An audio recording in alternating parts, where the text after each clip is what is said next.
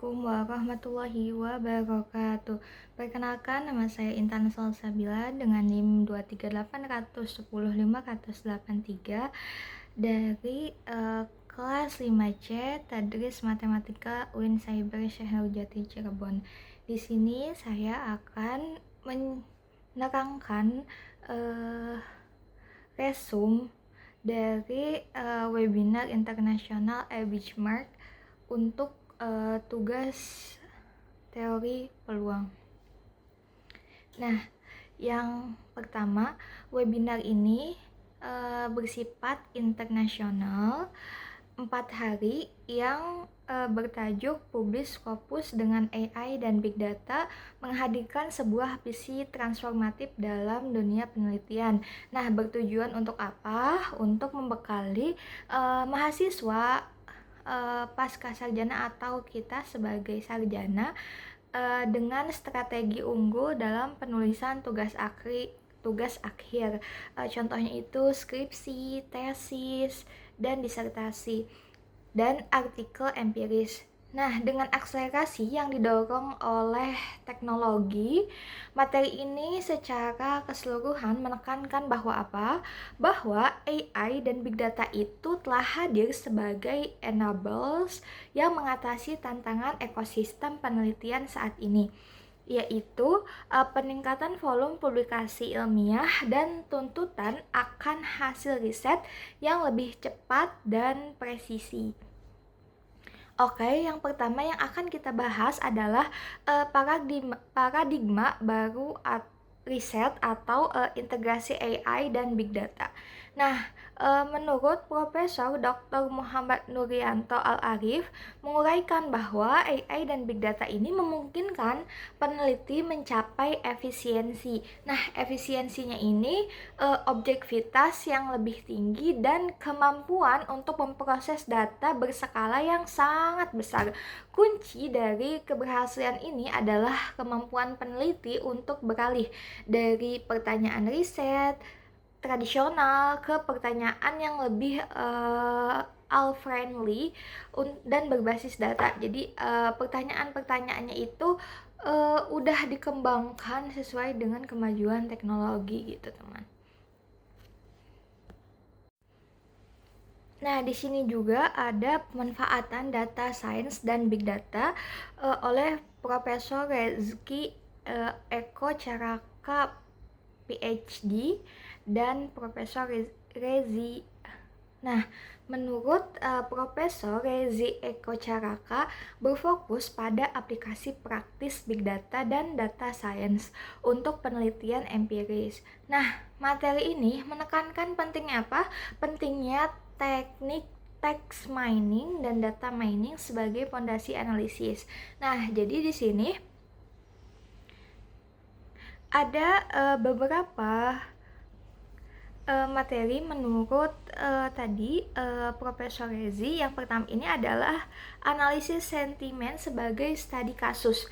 Nah, salah satu studi kasus utama yang dibahas adalah analisis sentimen terhadap isu-isu publik, misalnya judi online di Indonesia yang sedang marak. Lalu melalui pemanfaatan NLP dan alat seperti R, peneliti dapat memetakan ribuan entitas teks misalnya dari media sosial dan mengklasifikasinya dengan menjadi sentimen positif. Pemetaan ini memungkinkan peneliti untuk mengidentifikasi pola bahwa judi online sering dikatakan dengan hiburan, keberuntungan, dan kompetensi sentimen positif. Kemungkinan kata-kata seperti korban, ditangkap, dan bodoh juga sering muncul sentimen negatif. Jadi di sini yang pertama ini adalah analisis sentimen sebagai studi kasus. Lalu yang kedua ini ada analisis data keuangan syariah gitu. Nah, data keuangan syariah ini memberikan contoh spesifik penggunaan NLP dengan tools Python dan libraries seperti Transformer atau NLTK. Nah, untuk menganalisis sentimen publik terhadap produk keuangan syariah dari unggahan di Twitter dan Instagram. Jadi, mengolah data publik dari Twitter dan Instagram.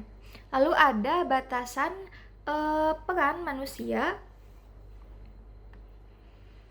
Nah, di sini meskipun AI dapat melakukan analisis data, Profesor Rianto menegaskan bahwa tahap interpretasi dan penulisan tetap menjadi tahap kritis yang harus dilakukan oleh manusia. Jadi, jangan sepenuhnya kita tuangkan ke AI, tapi kita juga di saat awal itu kita harus ada ide pokoknya apa, lalu baru kita kembangkan di AI tersebut. Nah, lalu ada pondasi metodologi dan inovasi tipe artikel untuk Scopus. Nah, di sini ada dua metode ya, yang seperti teman-teman tahu, ada metode kuantitatif dan ada metode kualitatif.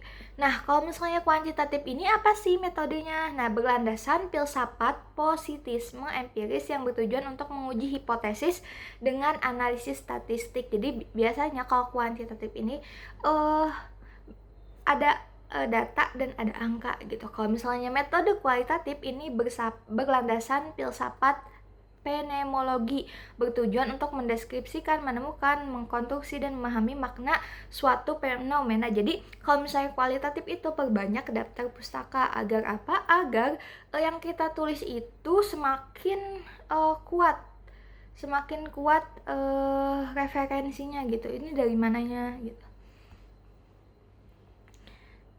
Nah, di sini juga dibahas ada struktur baku etika AI dan teknik penembusan jurnal. Jadi di sini tuh struktur bakunya ini ada pada penulisan ya teman-teman. Penulisannya ini harus dengan kata-kata yang baku dan sesuai dengan struktur penulisan. Nah, peringatannya ini etika AI. Nah, tadi seperti yang sudah dikatakan, meskipun AI adalah alat bantu, ia dilarang keras digunakan untuk menulis bagian substansional. Tugas akhir penggunaan AI harus dibatasi pada bantuan diskusi, mencari ide dan mengoptimalkan search query gitu. Oke, selanjutnya di sini ada strategi pemilihan jurnal. Ini ada beberapa ya teman-teman. Ada Springer, Emerald, dan perbedaan gaya. Nah, Springer itu apa? Cenderung fokus pada STEM atau sains, teknologi, teknik, dan matematika, dan sains murni. Lalu ada Emerald, lebih fokus pada disiplin ilmu, manajemen, sosial, dan kebijakan. Lalu ada perbedaan gaya. Jurnal-jurnal teknikal misalnya EAAA menggunakan nada yang sangat teknikal dan kalimat yang sangat padat. Sementara itu, jurnal sosial, manajemen seperti Emerald tadi cenderung menggunakan nada semi-formal atau komunitatif dan kalimat yang lebih pendek gitu. Jadi adanya perbedaan gaya ketika kita memilih jurnal ya. Oke, mungkin cukup sekian dari saya. Kurang lebihnya mohon maaf. Wassalamualaikum warahmatullahi wabarakatuh.